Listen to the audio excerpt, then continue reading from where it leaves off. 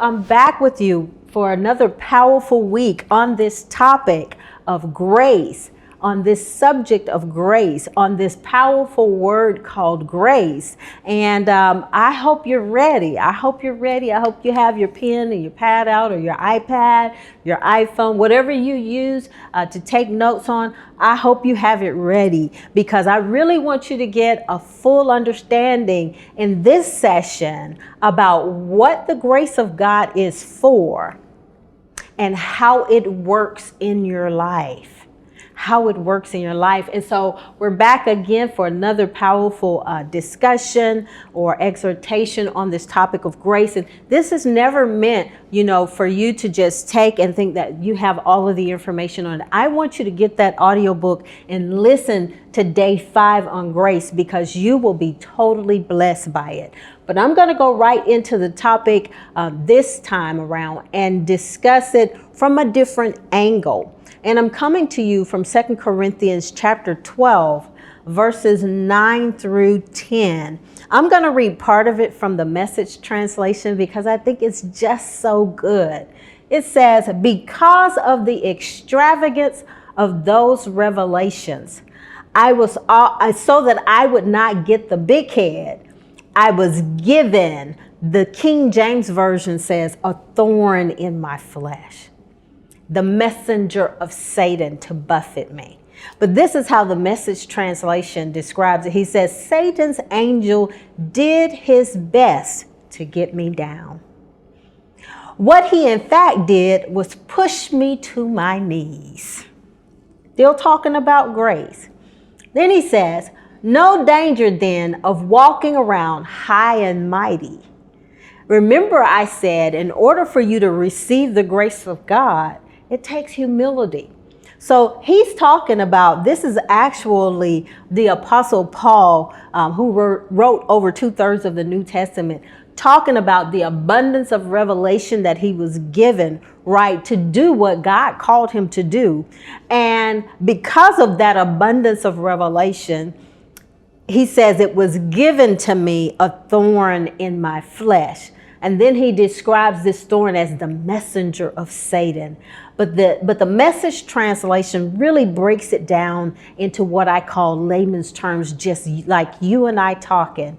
He says, "What in fact he did was push me to my knees. No danger then of walking around high and mighty. At first, I didn't think of it as a gift and begged God to remove it. 3 times I did that. And then he told me, 'My grace is enough. It is all you need. My strength comes into its own in your weakness.'" Wow, that's a lot to think about. He says, after all of this revelation came, Satan came to try to get me down. He said, and I kept asking God, "When is this going to change? Why can't you just remove this from me?" Like, have you ever felt like, "God, I could be more effective doing what you've asked me to do if I didn't have X, Y, and Z standing before me, like letters in the alphabet always there?" He says, "I was given this to keep me humble. But then God said, my grace, my divine enablement, my divine ability, it is all you need. It is enough for you." The King James says, "My grace is sufficient for you." He says, "My strength comes into its own in your weakness." So you see, sometimes it's really not about how powerful you are, or how determined you are, or how able you are to do something. Sometimes there's a lesson that God wants to give in the middle of all of the things that are happening in your life. He wants you to come out of it saying, like the Apostle Paul said, he says, "God's strength comes into its own in my weakness." When I can no longer say it was me, when I can no longer say it was about me, when my degrees were not enough, when my education couldn't do it, when my connections were not enough, when all of the people that I know could not resolve the problem that I had, when I had given it everything I had and it still wasn't enough, God says, my grace, it comes into its own. It comes into maturity. It comes into perfection in your weakness. That's when you realize it's not about you. That's when you realize how much you need me to accomplish everything that I've given you to do in life.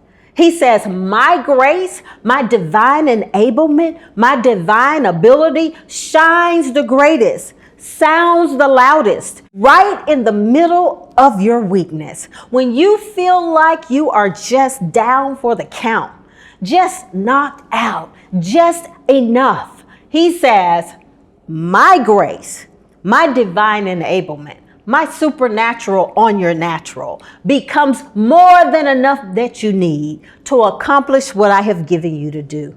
So I want you to take a moment and I want you to think about something that's happening in your life, even right now, that seems impossible. It seems like you've given it everything you had and you've tried to do whatever you could do to bring about the change that needs to happen. And it just doesn't seem like it's enough. That's when you need to rest in the grace of God. That's when you need to understand that you're not dealing with a God who cannot hear. You're not dealing with one who cannot see. You're not dealing with one who is standing far away from you and not wanting to come to your aid. You're dealing with a God who says, I have already given you my superabounding grace. Now, will you receive it when you need it? He says, I didn't even wait till the moment that you had a need to provide it for you. It's been there all along. I've just been waiting for you to access it by faith. He says, my grace is enough. I'm going to read a little bit more from the Message translation because I really think it brings this point home. He says, once he heard that God's strength comes into its own in his weakness. He says, once I heard that, I was glad to let it happen. I quit focusing on the handicap or the obstacle, and I began appreciating the gift. It was a case of Christ's strength moving in my own weakness. He says, when I forgot about it being a problem and I realized that it was a gift, I got excited. Have you ever seen something negative work in your favor? That's what the grace of God does. The grace takes the negative. The grace of God takes the negative and turns it into a positive. See, God never leaves you in the negativity zone.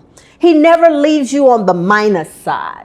His supernatural ability, power, and strength, his grace, always lifts you up into the positive, into the exceeding, into the abundantly, into the more than enough strength, more than enough peace, more than enough favor. You say you need connections? No, you're connected to the source of connections.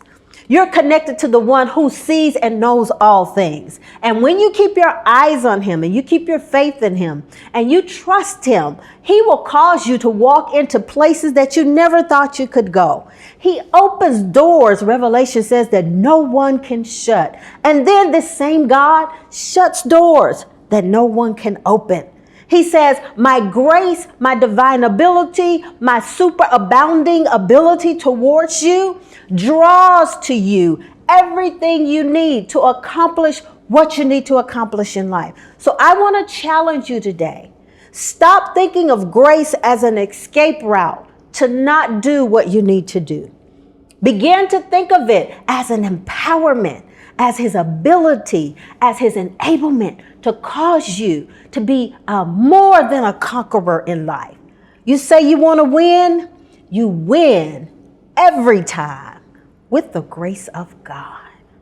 So I want to challenge you to go and I want you to listen to the day on grace. I want you to not just listen to it, but Answer the questions. I want you to think about the reflection questions. Take a moment and meditate on them. I want you to fully use the resources that are available to you. So go over to Audible, go over to Amazon, whatever your platform is for getting books, and I want you to download or get you a copy of it and use it. Don't just let it sit there or save it on your device, but actually allow it to be a resource and a tool for you. Connect with me across social media. We are going forward with this podcast. I'm so excited and looking forward to seeing how many more episodes we have coming on the topics that are listed in this audiobook. Go over to The Truth I Speak, like, share, comment on YouTube and Facebook and IG, Instagram, all of the social media platforms. I want you to connect with us at The Truth I Speak. And you can reach out to me at estherhunter.com. We would love to have you be a part of this powerful team that we're building, The Truth I Speak.